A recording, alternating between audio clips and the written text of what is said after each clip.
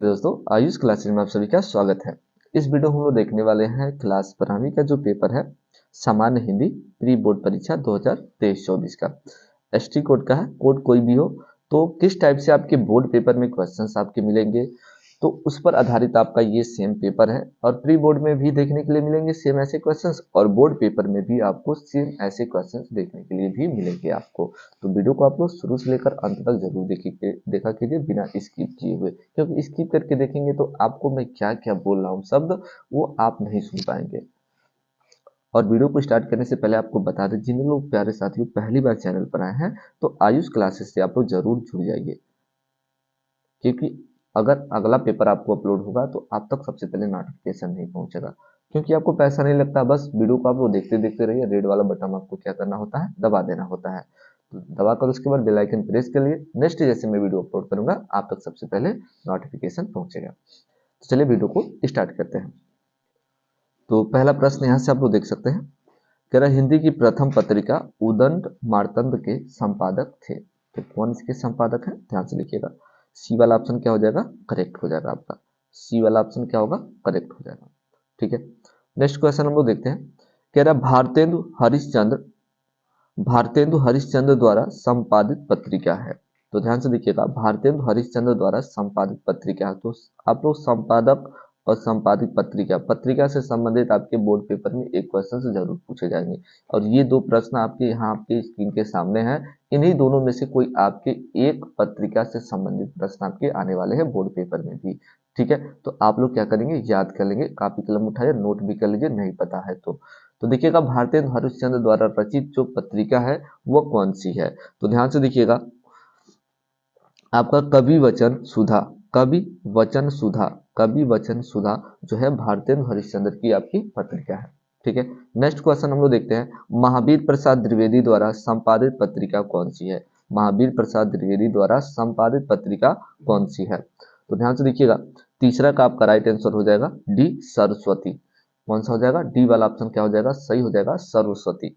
उसके बाद कह रहा ध्रुव स्वामिनी नाटक के लेखक कौन है। तो सबको पता होगा ध्रुव स्वामिनी जो है आपके जयशंकर प्रसाद जी का है।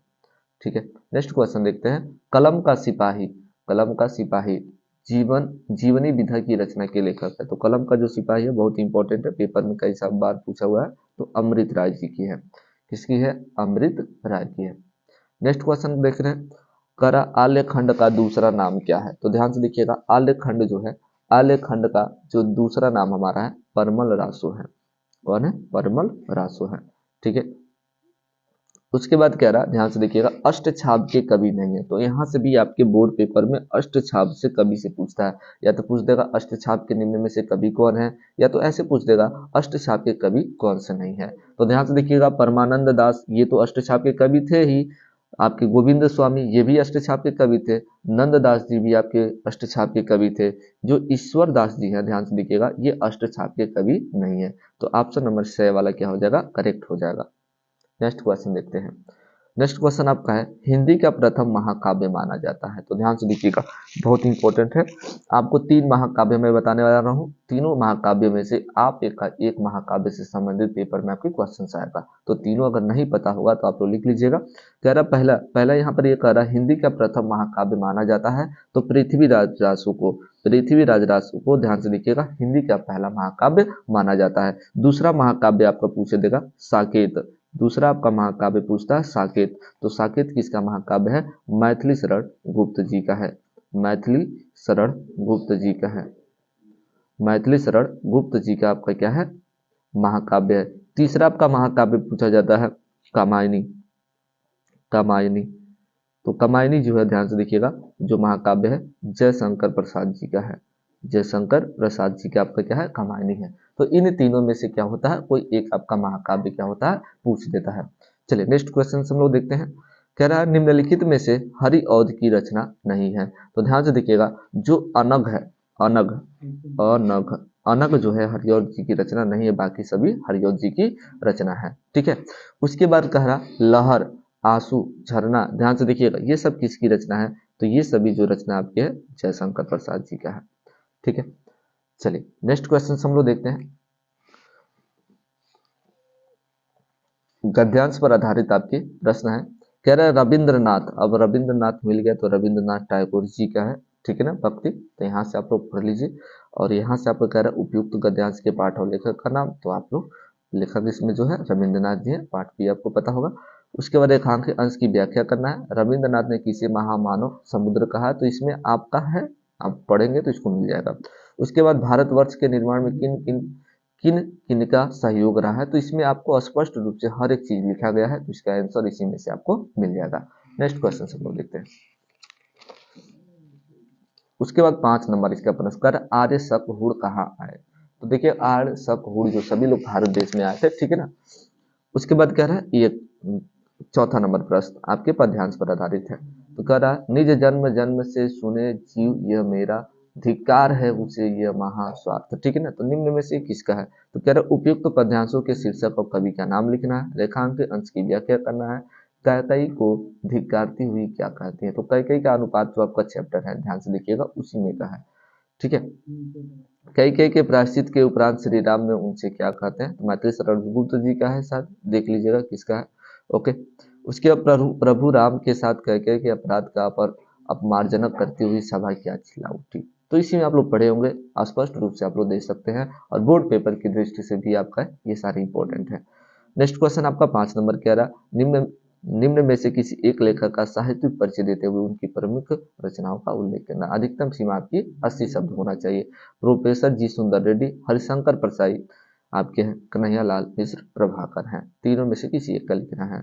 उसके बाद ख वाला है, ध्यान से देखिएगा, निम्न में से किसी एक कवि का साहित्यिक परिचय देते हुए उनकी किसी एक कृतियों का उल्लेख करना है। सुमित्रा नंदन पंत है, रामधारी सिंह दिनकर है, सच्चिदानंद हीरानंद वात्स्यायन आज्ञे, इन पर आपको जीवन परिचय लिखना है। उसके बाद आपका बोर्ड पेपर में ये तो फिक्स आपके क्वेश्चंस हैं, बोर्ड पेपर में आपके ये फिक्स क्वेश्चंस हैं। ध्रुव यात्रा लाठी, या ध्रुव यात्रा या तो लाठी या तो पंचलाइट या बहादुर, क्या करना होता है, किसी एक को आपको लिखना होता है। तो सभी लोग पंचलाइट लिखती हैं, मुनरी की कहानी सभी लोग लिखते हैं, ठीक है ना, ये सबको याद होगा लगभग।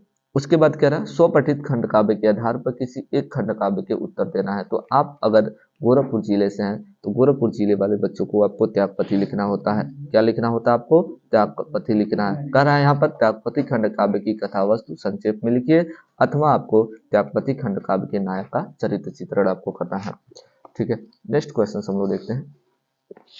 नेक्स्ट क्वेश्चन यहाँ पर आपका है, कह रहा है खंड ख यहाँ से स्टार्ट होगा, संस्कृत की आपकी सारी क्वेश्चन हैं। कह रहे दिए गए संस्कृत गद्यांश का ससंदर्भ हिंदी में आपको अनुवाद करना है। तो अनुवाद इसको आप लोग कर सकते हैं, इसको स्पष्ट रूप से पढ़िए और इसका अनुवाद करिए आप लोग। उसके बाद ख वाला कह रहा है आपका श्लोक वाला है, श्लोक का भी आपको अर्थ लिखना है और इसका अनुवाद भी बताना है, ठीक है। नेक्स्ट क्वेश्चन आपका है, कह रहा है 9 नंबर क्वेश्चन आपका, निम्नलिखित मुहावरों और लोकोक्तियों में से किसी एक का अर्थ लिखकर वाक्य प्रयोग करना है। कह रहा आंख फेरना, उसके बाद है किसी एक का ही लिखना है, 4 दिया है, 4 में से किसी एक का ही लिखना है। कलेजा ठंडा होना, उसके बाद कह रहा गले का हार होना, पानी पानी होना। तो ये 4 है, चारों में से क्या करना है, किसी एक का आपको लोकोक्तियों का अर्थ लिखना है और वाक्य प्रयोग भी करना है। नेक्स्ट क्वेश्चन हम लोग देखते हैं, कह रहा निम्नलिखित गद्यांश को ध्यान पूर्वक पढ़कर पूछे गए प्रश्नों में से सही विकल्प का आपको चयन करना है, 5 नंबर का है।